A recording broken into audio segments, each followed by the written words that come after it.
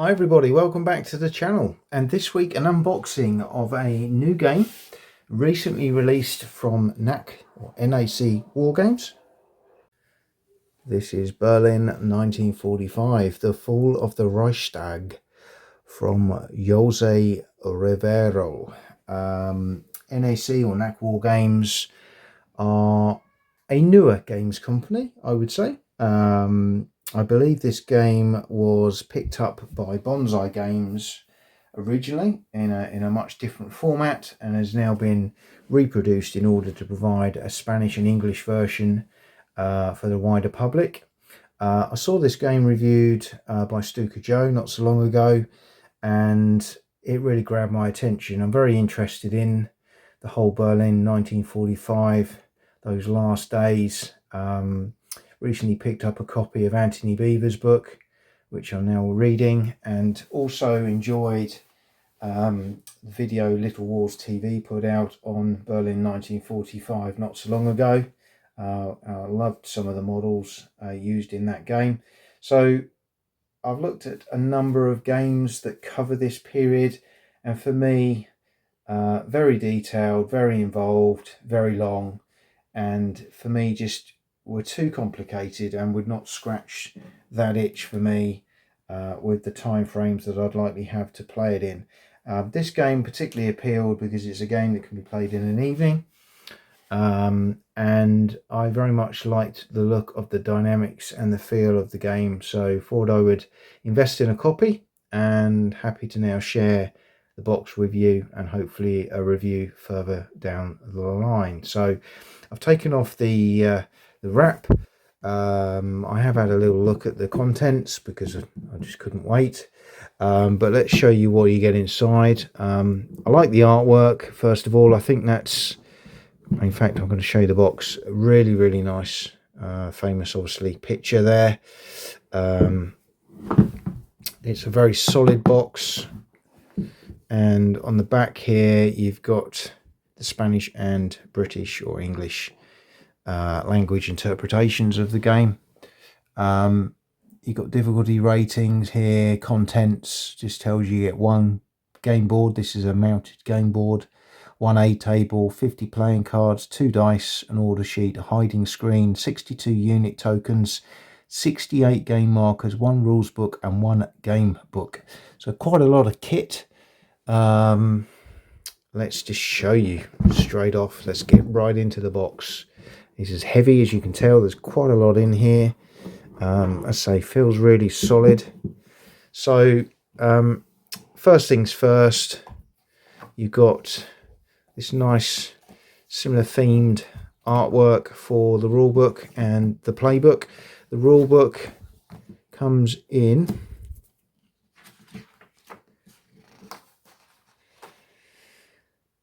19 pages, and you can see it's got some fabulous period artwork in there. It's set out very nicely in full colour, lots of examples of play as we go along, and the playbook I believe will show similar. Colour palettes used are quite interesting. They're quite subtle, but they kind of work for what was a dark period of history that we're trying to recreate here on the tabletop. But as you can see, lots of pictures. This is very much a game of maneuver, strategy, and at a very high operational level, as you'll see. The playbook, again in that nice colour scheme, runs to 23 pages. We've got the history of the Battle of Berlin with some period photographs, so it's really nice. We've got some of the notes from the designer, which is again very useful. Then we've got each of the cards and what they do, broken down in the book. So as well as the decks, you can look at them here to get a flavour of what's available beforehand, which is really nice. Again, the English interpretations are very good in the main. Most of what I read is very well presented, and I don't think it's going to be a problem when we come to play. And then we've got lots of examples of play. all the way through here, a setup map, and just some of the initial setup details there as well. So that's really, really nice. This was a nice touch.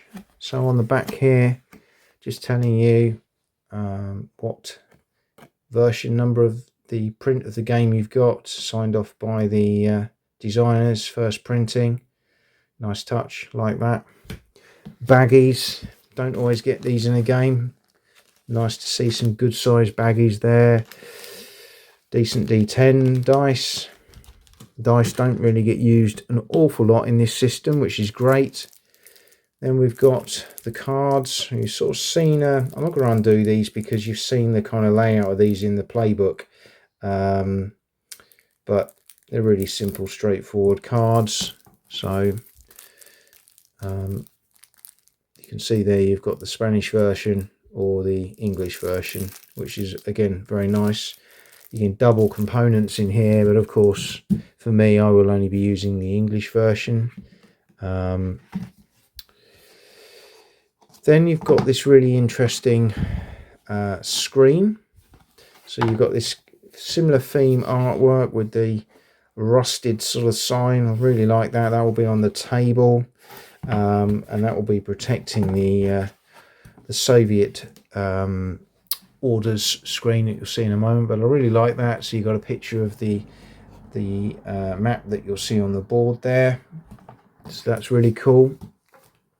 And this is what you'll have behind there. This will be the Soviet orders. So the crux of the game here is that you will both pick up your cards. The Soviets will do hidden orders for their troops, and then the German player will actually order and move troops, followed by the Soviets. So you've got this kind of hidden order system, which will make it very interesting from planning, trying to second guess what the enemy are going to do. I really like that. It's a really nice aspect of the game. So again, depending on which language you're playing this in, that covers both of those. We've got the map, which we'll come on to in a moment. And then we're still going. We've got this lovely box insert at the bottom. Really nice artwork, themed artwork. We've got the Spanish equivalent of the rules and the playbook. And then we've got 2 sheets of counters. I really like the counters. I really do. They're nice. They're rounded. They're going to come out of there very easily. You can see they're quite thick and chunky. What I'm going to do is just show you something. Now, again, I haven't had this out yet, so I don't know how this is going to play. But let's pick this one, for example. So this is in Spanish. To all my Spanish friends, you'll already know what that means. You can see the units up here. Soviets and the Germans. And the black ones are SS, the red are guards. But then on the back, it's the same counter, but it's now in English. Well, some of it is in English. So from the point of view of, I mean, obviously these aren't, because these are going to be representing whoever is on the table. That's fine. They're double-sided. That makes a lot of sense. But for example, here, the Molk Bridge is in Spanish there. The turn track is game turn. So for the Allies, it means, or for the Allies, for the British speakers who bought this game, they're going to be turning the counter over and playing it that way up. So shock army there, shock army there, but this is the one that we'd be using. So that's quite clever, because they've been able to basically cut down the numbers of counters by double-siding them in each of the 2 languages.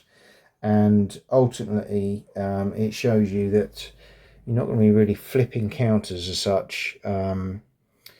You can see there's very little information on the counters. There's no strengths, there's no movement factors. no ranges, fire factors, whatever. In fact, these are just the names of the units. So some nice period feel there because of the way this has been done. You've got flak towers as well, obviously in English there. Okay, so really nice. I like the counters, like the colour again, all in theme. You've got this nice sheet that will punch out, which again, this side is Spanish, this side is in English, so that's your kind of player aid, which is nice. Very nice touch here. Spare parts, so extra counters. I think these are spare ones that you'd be able to use. So that's a nice touch. And again, you've got some extra bits at the top there. So there's a lot of thought gone into this game.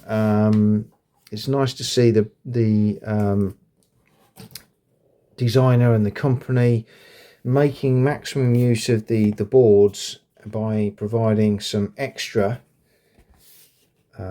counters if needed as well. So I really like that. I think that's very considerate and a nice touch. What I'm going to do now is just lay out the board for you so you can see that in all its splendour, because it's quite a big map and it's a nice map. I'm just going to come around the table here and stretch it out so you can see it.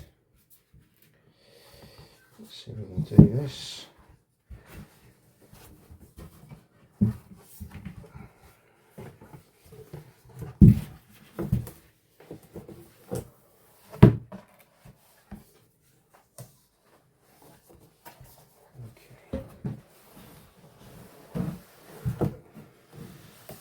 Okay. So again, you'd probably put this out half an hour before you do to play, which will flatten it out. We can see already that's starting to flatten out quite nicely. Let me just zoom out so you can see it in its splendour there. And how great is that? So really nice map, very interesting map.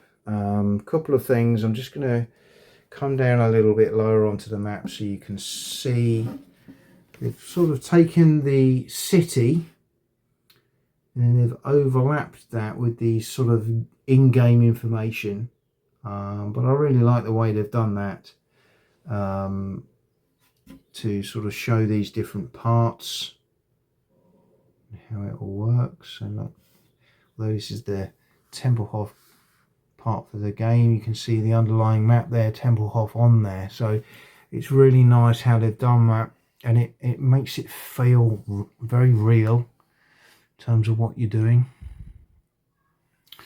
So it's all very similar themed and very nice. So these are the blue, I believe, is the number of the district, and the black is the number of counters, forces, armies, etc. that you can have in there. And you can see here where the flak towers potentially could go as well. Now in the center you've got this smaller little area here, again, excuse my pronunciation, the Mitte or Mitte, blowing up then on the side here to show you 5 more districts, with the center one being the Reichstag, Führer's bunker, etc, etc. So that's where the Soviets need to get to win the game. And of course the Berlin defenders are trying their utmost to stop that juggernaut from achieving its objectives. Over here we've got looks like possibly where you would put reinforcements or units that have been taken out. Maybe they will get recycled, and then you've got a turn track based on dates here. And the red one, I believe, represents when Russian or Soviet reinforcements arrive as well. The Soviets come onto the map where the red arrows are, so they're in those outer sections. They're gradually trying to work their way into the centre to that Reichstag zone in the Mitte, and obviously the Germans are able to deploy forces in defence of the city. And you can see there they've got some things to help them there. They can build barricades. If they've got the card, they can have flat towers in there, as historically they did, like the zoo tower, for example. But yeah, it's a really, really nice map, and when you just sit and look at it for a little while, you start to see the underlying map of the city coming through, and it's quite clever, and I think it looks really, really nice. Excuse me, there's an ice cream van just come past. It must be getting warm. But for now, that's the end of the video. That's Berlin 1945 from NAC Wargames. I hope you've enjoyed this video, and I hope to bring you a little bit more on this game in due course. Thanks for watching. Enjoy the rest of your weekend.